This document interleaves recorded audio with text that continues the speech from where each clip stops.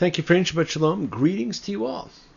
I hope you all have had a fantastic Festival of Freedom.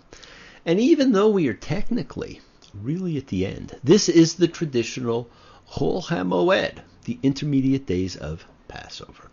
There is two chol hamoeds, or intermediate days during the year, and this is one of them. And the other is during the festival of Sukkot, which is right after Yom Kippur, about 6 months from now.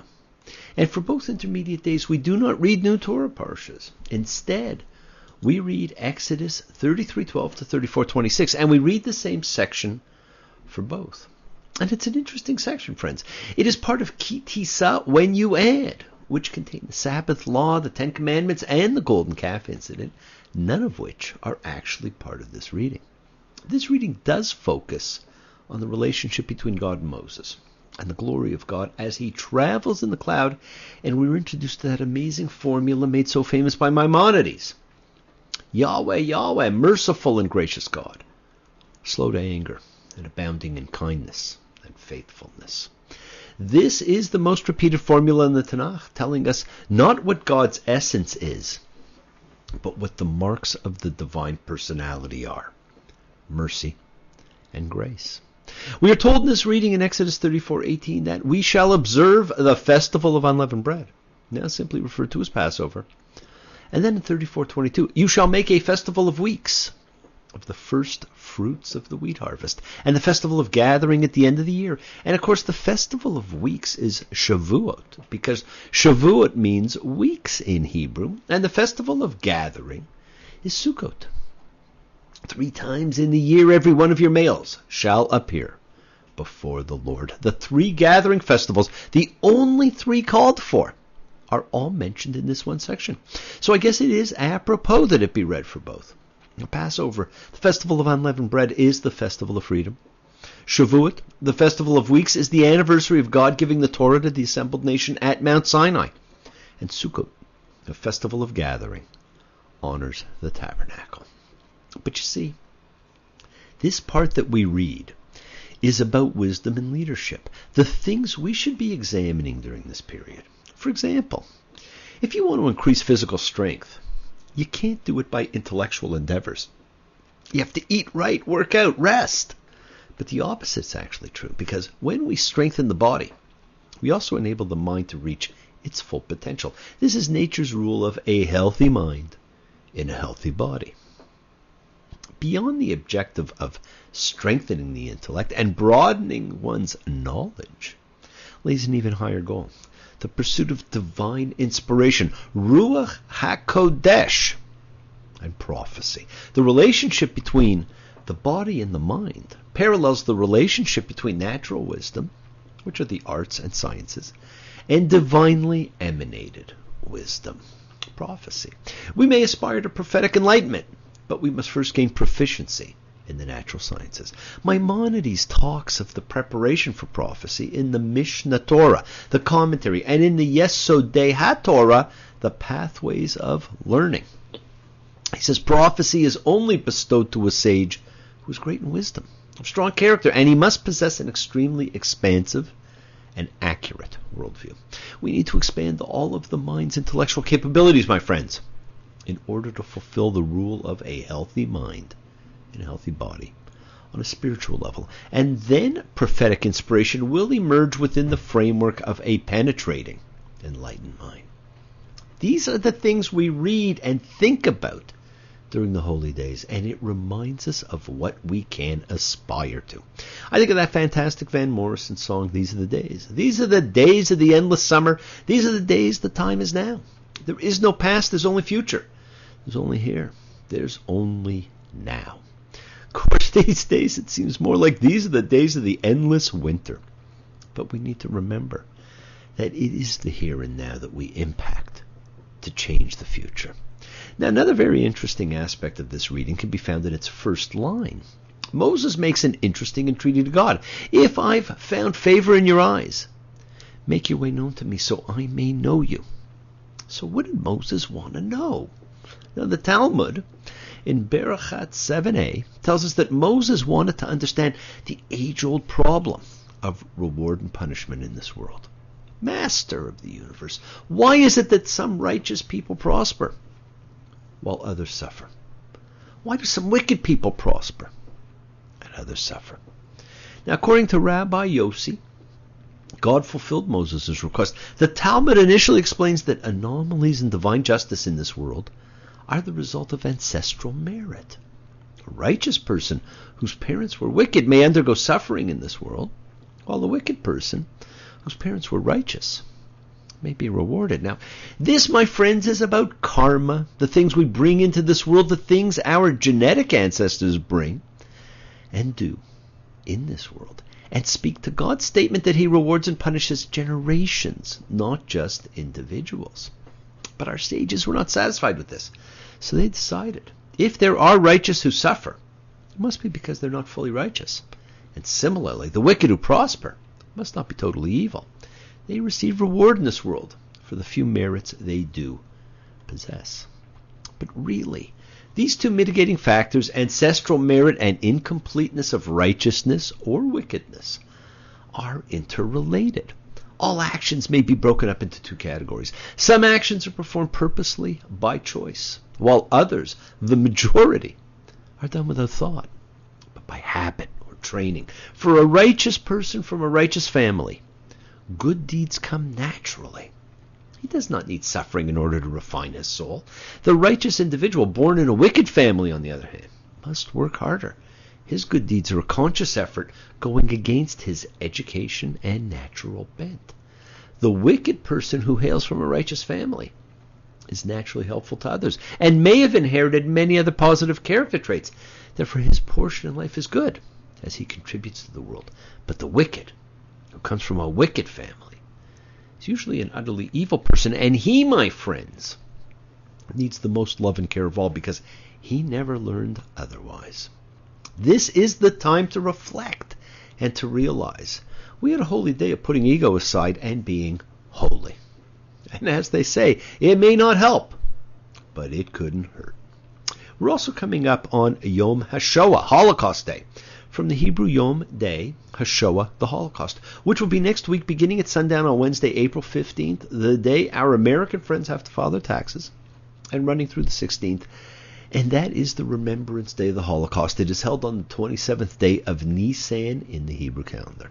Friends, we just had our Seders, and in my rewritten Haggadah, I call for remembering and honoring the victims of, as well as the survivors of, the Holocaust. Their story of freedom is our story of freedom, and must stand as a shining example of the indomitable spirit of man.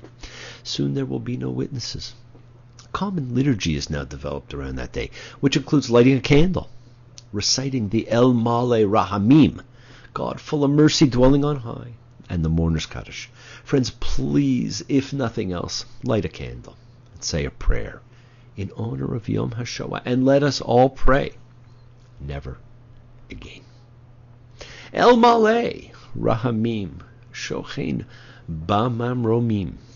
O God full of compassion who dwells on high, grant true rest upon the wings of the Shekinah in the exalted spheres of the holy and pure, who shine as the resplendence of the firmament of the soul of who has gone to his supernal world. Therefore may the all-merciful one shelter him with the cover of his wings forever and bind his soul in the bond of life. The Lord is his heritage. May he rest in his resting place in peace. And let us say, Amen.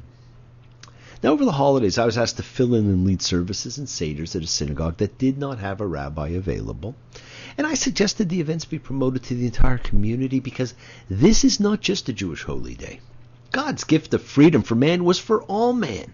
That's why our story and the story of Moses was the dominant dream of the American slave. So I could not think of a better way to bring the twin festivals together than to honor freedom. The Torah, the lessons, is not just lessons for us, but for all men. And so during the season of Passover and Easter, you can be led out of the bondage of lower personality and into the freedom of living in essence. And I want you to think of a question. What would you need to be free from in yourself to experience your own tenderness and power today? And as I said just prior to the holiday, I set about rewriting the Passover Haggadah to make it more meaningful, more educational, and more inspiring for all. That's something I have done before, but this time it was different and special. And I am pleased to say that it was designed to last a mere 30 to 40 minutes, and it was a tremendous success. And a friend of mine, who's a rabbi down in South Florida, was asked to go on a 4-day cruise over the Easter Passover weekend to conduct the Seder. And he's happy to get away for a few days, and I asked him how it went. Well, he told me there were only about a dozen people who attended. I reminded him there were only a dozen at the most famous Seder of all 2,000 years ago. And when they docked at an island on the Saturday, he headed off to play a round of golf, and sure enough, a traveler from his ship showed up, and they played together. Now, the traveler introduced himself and mentioned he was on the trip to avoid having to go to their family's usual Seder. And my friend then told him he was the rabbi on the ship, and this must have been the guy's karma for missing the Seder. He would now be forced to spend 4 hours with the rabbi. Friends, do not avoid the Seder. Make it new and meaningful. It's what we're called on to do. And it makes us examine ourselves and our relationships. And so another great question at this time of year is, how can you improve your relationships today? Many people are caught in a world of projection. So can you stop projecting your self-image of perhaps not needing others and truly see and hear the other person? It is the time to free ourselves from whatever holds us back. Now, I was also talking with someone about some of the key differences in certain holidays between Christianity and Judaism, and how the holidays truly reflect what is the same as well as what is different. I thought of the festivals of light. Christmas has Santa, and the children get toys and gifts. Hanukkah has Hanukkah Harry, and we give the kids socks and underwear. Now, Halloween, everyone dresses as something, and we give the kids candy and treats. Purim, everyone dresses as something, gets drunk, and we give the kids prune Danish. And the festivals of freedom. For Easter, kids search for chocolate and candy Easter eggs. For Passover, the kids search for a piece of stale, delicious matzah. And you do not usually hear delicious and matzah in the same sentence, but they do get to convert it into cash. But what is truly noteworthy, my friends, is that we not just survive, but thrive through our connection. We have an incredibly strong sense of tradition, belief, unity. We are a worldwide community. And as a community, this is also the traditional time of Yizkor. It's held 4 times a year, a moment to honor the dead. It's held during the 3 gathering festivals, Passover, Shavuot, and Sukkot, as well as on Yom Kippur. It's different from Yartzeit, which is the anniversary of a person's death. And that's something usually done in private, while Yizkor is the public observance for the community of bereaved. It's from the word zakor, remember. And it means, may God remember. It is amazing that as a community we come together to remember all those who have died. You see, the soul gains merit if the memory of its good deeds spurs their loved ones to improve their ways. I'm going to put my good foot forward and stop being influenced by fools. Now, the Yizkor service is a 4-part service. There's solemn readings and prayers recited or chanted. Things individuals read recalling the deceased. There's different paragraphs for family, for friends, for martyrs. The El Malei Rahamim, the God full of compassion, which I mentioned earlier. This is the same prayer said at all Jewish funerals.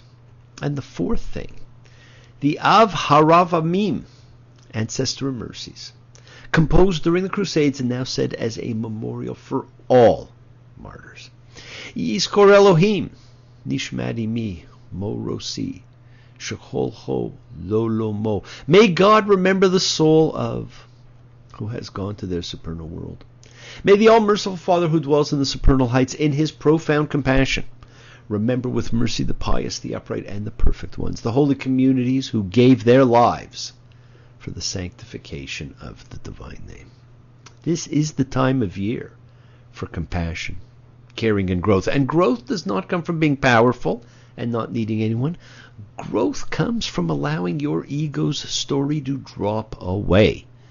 Be free from whatever has held you back. And as Bob Dylan so incredibly put it, may you grow up to be righteous. May you grow up to be true. May you always know the truth and see the light surrounding you.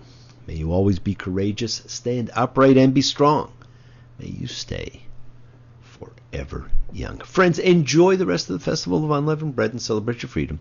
Honor your tabernacle, your dwelling place of God. Celebrate your life and the lives of those you have lost. Love you all. Live free, be free, and honor your freedom. Be well, be happy, and be blessed. Share and honor the light and all who live in the light.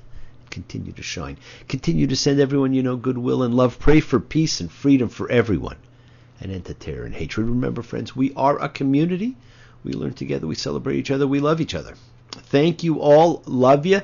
See you all next time. Blessings to you all. Shabbat Shalom.